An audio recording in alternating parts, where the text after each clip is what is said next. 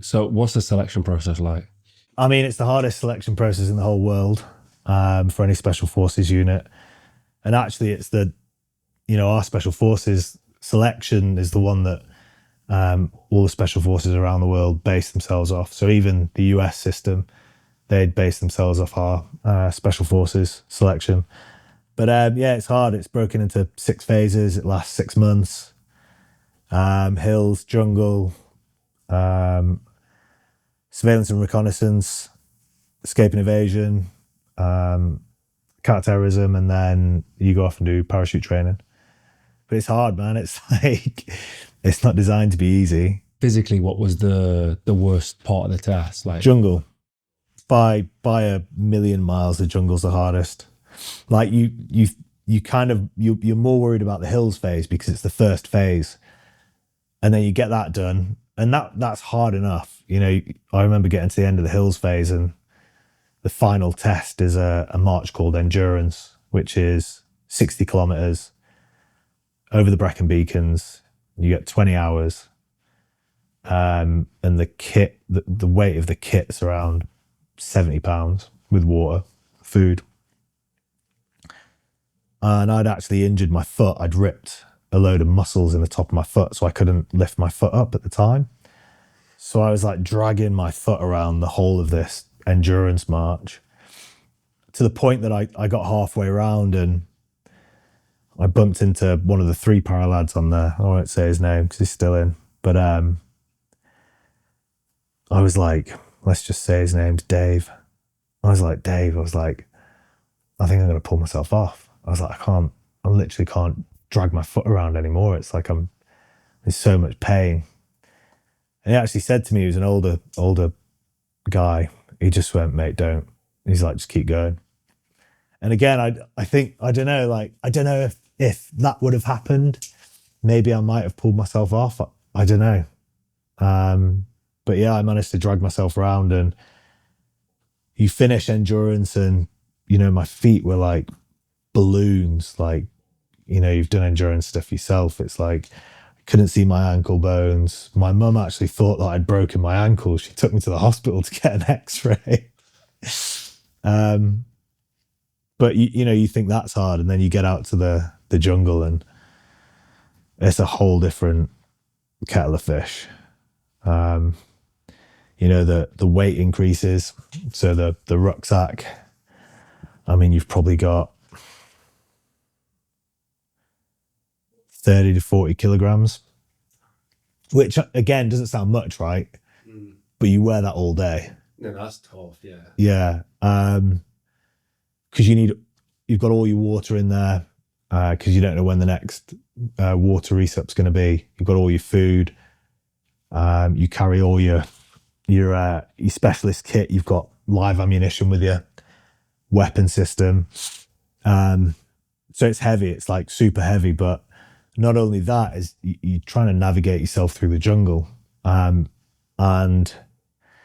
you've got 100% humidity. It's 35 degrees every day. It pisses down with rain. You're soaking wet. You've got cam cream crawling into your eyeballs every second of the day. There's no break. It's 100% tactical as soon as you go into the jungle to as soon as you leave. So if you want to go for a piss, you've got to do it with your buddy. He's got to provide protection, all around defense whilst you have a piss, and then vice versa. There's like no switch off.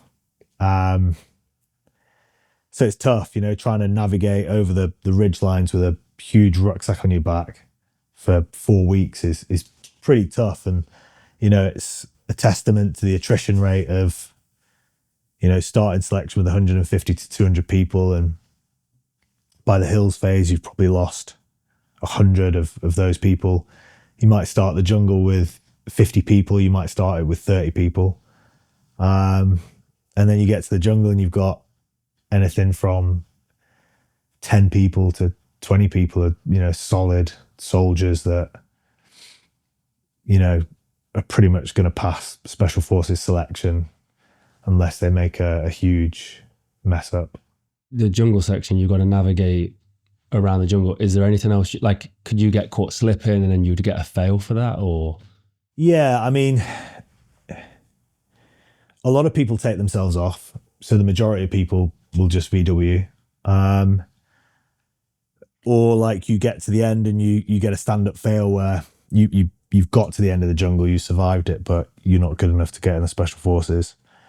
But there isn't like a specific thing that you could be caught doing. I mean, look, if you do anything severe, then you're not going to make it. But by that point, you know, you've got a pretty solid set of soldiers.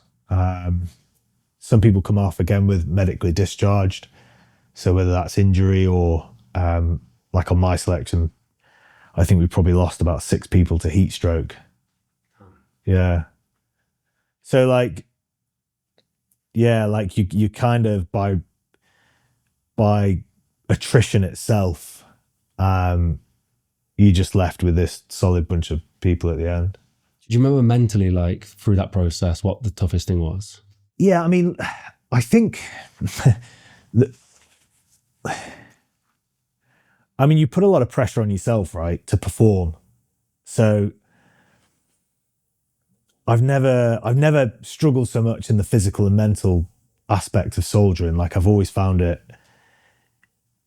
I don't know, you accept the fact that the jungle's going to be difficult. Like there's no illusion that the jungle's not going to be difficult. So for that 6 weeks, you work hard and you give 100% every day. And it's like, if you can get to the end of the day and, you know, sit in your hammock and you're happy with the fact that you've given everything that you can do for performance wise that day, like there's nothing else you can do. So it's as simple as that. So I think the worst thing that people do when they come on selection is get in their own heads. And whether that's, you know, they think they're on for a fail, or they think that one of the instructors doesn't like them, or they think about home too much. You know, you think about the comforts of spooning your girlfriend back at home or seeing your kids. These things eat away at you when you're out in somewhere like the jungle. So for me, I knew that I just had to work hard for 6 weeks, and I knew that I had to show up every day and just give 100%. And, you know, the advice that I give people that are going on selection now, especially for the jungle, I've just had a friend go on who unfortunately came off, but I just said, mate, be that person who just always works, like regardless of who's looking at you, regardless of who's around, you know, do it when no one's around, do it when no one's watching. You know, if you're picking litter up in the camp area, you know, pick litter up. It's like, that's like the traits that you want as a special forces soldier. You don't want someone who just performs when everyone's watching. It's like you want that person that performs when no one's watching. And if you do that, like by default, you're going to perform when someone's going to be watching you, and you're going to perform. But also by default, that's the person that you're going to end up being, is someone that just performs and does it because that's their job role and not because someone's watching, or they feel that that's what they've got to do. And just work hard, man. It's like you got 6 weeks. Just think. Do you know what I mean? It's like 6 weeks isn't a long time.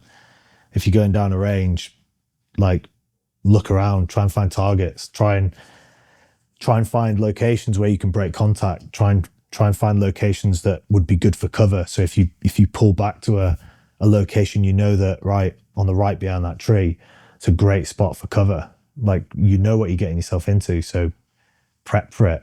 Like, make sure that you've got, you know, that you're doing everything right, so that, you know, you've best got your chances for success. As many of you know, we are independent creators and filmmakers, but there is a massive attack on us right now. Traditional media over the last few years has started to slowly die. They are no longer the independent voice that you first thought they were. That's why we've created Mulligan Brothers Patreon. We've built something special for our most dedicated supporters, and I want to break it down for you real quick. The supporter tier gets you ad-free early access to both video and audio versions of Mulligan Brothers interviews 24 hours before it goes public. The executive tier gets you everything that a supporter tier gets, plus more. Exclusive interviews and behind the scenes content, walk and talks, daily routines, unreleased interviews, the stuff that you don't see anywhere else. And finally, the executive producer tier. Everything from the supporter tier and the executive tier, plus exclusive perks. Access to our treatment packages. Be the first to see which guests are coming up and get insight into the topics we'll be discussing before anyone else. And you'll even get an executive producer credit on every single documentary that we make. So if you've ever wanted to support the Mulligan Brothers mission of inspiring change so we can go around the world and get these stories that nobody else will,